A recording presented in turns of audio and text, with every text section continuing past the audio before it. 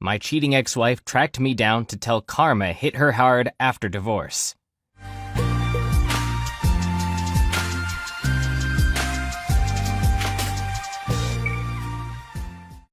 Part 2. Aftermath. I didn't have an agenda at all. I didn't contact a lawyer or anything. I just wanted to get some clarity. I enjoyed my new trailer, and the mountainous air was exactly what I needed. In the following week, I took up running again, and it felt great to be alive. I never answered any of Kathy's texts while she was away.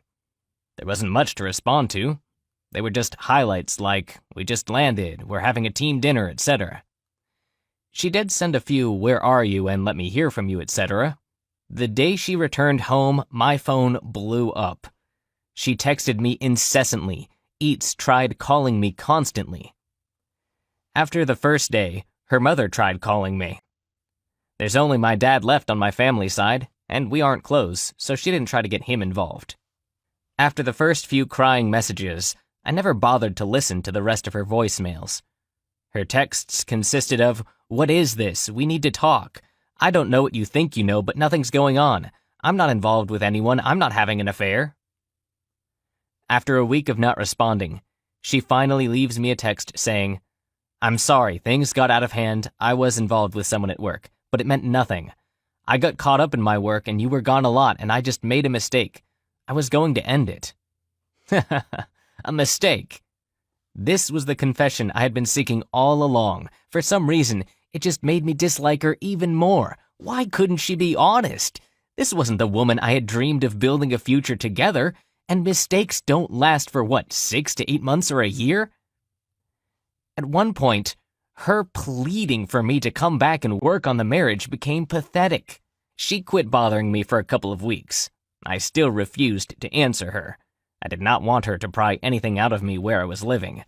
I did not want this woman ruining my sanctuary. Then one day she started sending me angry texts like, "You are a coward, you won't talk to me, you don't care about us. Please come home so we can talk. Where are you? I can come to you. Damn it, Paul, please, let's talk and fix things."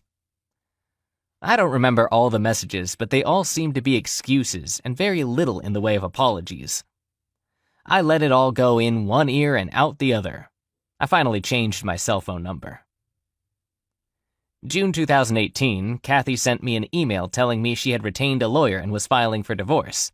I sent her a reply that said, "Okay, sounds good." This resulted in a flurry of emails demanding that I come see her and so forth.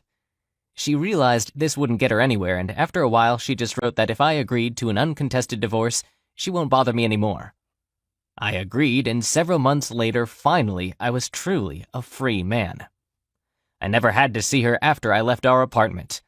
No closure for either of us, but it seemed like that was more important to her than to me. For a few months, I did think of her sometimes, and yes, the pain would appear out of nowhere, like if I heard a song come on the radio that we used to listen to, etc., but eventually I just stopped thinking about her. Next update, well, I am officially divorced. Things are really good now. I met a great girl. I was out for a run off the trail just down from the hill from where I live. I helped her change a flat tire, and we really hit it off. She's amazing and cute as hell, though a few years younger than me. She loves my lifestyle and calls me her mountain man. I'm in no hurry to get serious, but I'm not about to give up on women completely. I'm still up here in the trailer. I have no plans to change anytime soon, and I've simplified my life quite a bit. I love the outdoors. It helps me get over my ex-wife, the heartache, everything. I know everyone handles these things differently. I was lucky to not have children yet, and it was only into my 3rd year of marriage, so I think I did what was right for me. You don't have to live your life with a cheater. Something like this happens to you, please, just don't dwell on it. Just move on with your life. It gets better after you work on yourself. I wish everyone the best life they can have. I came back into town this past weekend to grab a few groceries and went to grab a coffee in the place I usually go to, as well as work on some documents I needed to fill out for work using their free internet. After finishing up, I left the coffee shop. While I'm walking towards my truck, I hear someone yell, "Paul!" I look across the street and, oh crap, there's Kathy, my ex, waving at me. Armageddon had finally happened. I stood there in shock. She runs across the street and approaches me and reaches out to me, expecting a hug, and I instinctively hold my arms out with palms up, and she stops. She looks at me really hurt. She then says, "Paul, I have been looking for you. I heard you moved out here and wanted to see you. Can we talk?" I feel like a trapped animal, guys. I really did. So I relented and said, "Okay, fine, let's find a table or something and we can talk for a minute." She asks if we can go to my place, and I just flat out said no. She follows me down to a bench outside a little shop at the end of the block. She starts by saying how much I've changed, how she loves my new look, my new beard, blah, blah. She liked how my physique had changed, how I looked so fit. She puts on a good act, and guys, she looked hot. She had on these little white shorts and a tank top and her hair in a ponytail like I used to like. My radar was on high alert, and I could tell she was really turning on the sex appeal. I had to really rein myself in here and see where this was going. She starts out by apologizing about the whole affair thing. She says karma really hit her hard after I left. Her company learned of her affair and basically made things so unpleasant that she quit. Her AP, who had a fiancé at the time, got a reprimand and was moved to another position within the company. He blamed her for his having to move, and she retaliated by telling his fiancé everything, which resulted in them breaking up. She lowered her head a little and started crying. I just sat there looking around, not having anything to say. She straightened up and stared at me for a bit. I asked her what she wanted from me. She wanted to tell me that she never intended to start an affair, that she felt like she was drawn in by all the politics and positioning in the company, and thought the AP really manipulated her with his charisma and power within the company, and that she stupidly thought she was using him as much as he was using her. She was going to come clean with me, especially after I accused her of having an affair. She hated herself during that time, and her after-work drinking was her attempt to medicate from the guilt. That right after I left her, she felt so foolish, so alone, like her heart just imploded with loss, she immediately broke things off with her AP. She felt that since I wouldn't contact her or talk to her, that she had to find me and see if she could make things right for us, and if we could start over again. She knows we are divorced, but maybe we could have a clean slate. I just stared at her. I let her have it. I'm paraphrasing the conversation, but here it is. How dare you think you can just come out here and think you could just wipe away all that crap you caused? I'm to forgive everything you did to ruin our marriage? I told you before if you cheated on me, we were through. There is no forgiveness. There is no reboot of this relationship. You destroyed it. You destroyed what we had the minute you stepped out on me.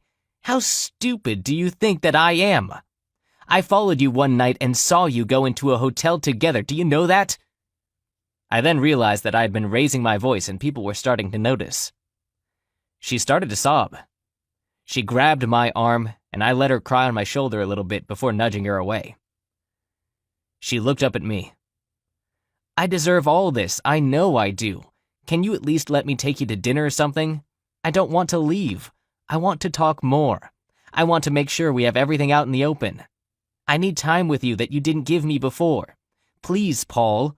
I know you may not want to hear this, but I love you so much. I didn't know how much I loved you until you left me and broke me. And I broke you just as bad. I can't forgive myself. I don't want to forgive myself until the day I die. She started hyperventilating and sobbing so bad that I pulled her up and hugged her. I know. I felt like that was the only thing I could do to maybe calm her down. At that moment, I realized I did actually break her heart like she broke mine. I started walking with her, and then found a nice quiet path to walk on, and things settled down a bit. I then asked her how she found me, and did she hire a PI or something. She laughed a little and said no. She thought about it, though. She ran into Stacy a couple of weeks ago, and she asked how things were going. Stacy let it slip that she saw me. Kathy made her spill every single detail. Stacy didn't want to tell her because I told her not to, but she wouldn't let her go until she did. But all she really knew was that she saw me here in town and that I lived somewhere in the vicinity. so she started coming here on her day off to see if she could find me. She really blushed when she said that. I kinda chuckled. That damn Stacy can't keep her trap shut. So, we did go to dinner. We found a nice place with a patio. I made sure we didn't drink anything. I didn't want any excuse for her to soften me up or claim she was too drunk to drive back. We actually had a good talk. Afterwards, I walked her to her car. She wanted to stay and pressed me hard on it and wouldn't relent. She hadn't been with anybody else since I left, and swore up and down that I was the only one she wanted. I told her no. It's still way too soon for me to go down that road. She begged to see me again, but I was non-committal. I gave her my new email address, but that was it. She wanted my phone number, but I told her no, you'll just blow it up with texts and calls. She cried about that one. She said she would be back in town next weekend if I was interested. I didn't say anything to that. She said she will email me and tell me the details of when and where. Before she left, I asked her point blank if she would forgive me if I had done the cheating. She sat there thinking, and she said yes, she would in time, but only if we saw a marriage counselor or if we could work through the healing process with lots of talking and maybe even a binding agreement. I said, okay, maybe I could do that in 5 to 10 years from now. She said if that's what it would take, she would wait. She then took my hands in hers, looked me in the eye, and said something that really surprised me. She said, "God damn it, Paul, I will always love you and will do anything to prove it." At that, she left. I'm still so shook by that. She said it with such conviction. I still can't see myself back with her. I feel better, though. Right now, I can't even see her as an FWB. Maybe a friend, but damn, I just don't know if we would ever work out again. Don't call me a chump because second chances are rare in my book. I went home and had a nice long run and a few beers, and felt like I was in a good place now. Can someone guarantee me that she wouldn't ruin that? I don't know. I just don't know. It's too fresh on my mind, but I have the luxury of time to sort all this out and give me some perspective.